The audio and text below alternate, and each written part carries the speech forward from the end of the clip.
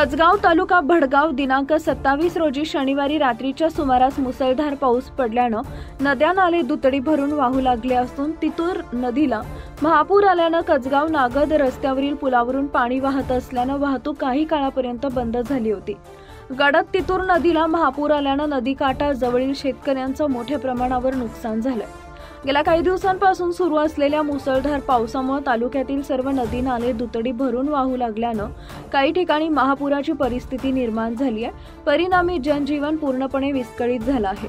शेती क्षेत्रातही याचा मोठा फटका बसला असून शेतकऱ्यांची खरीप हंगामातील पिकं पूर्णपणे पाण्याखाली गेली आहेत।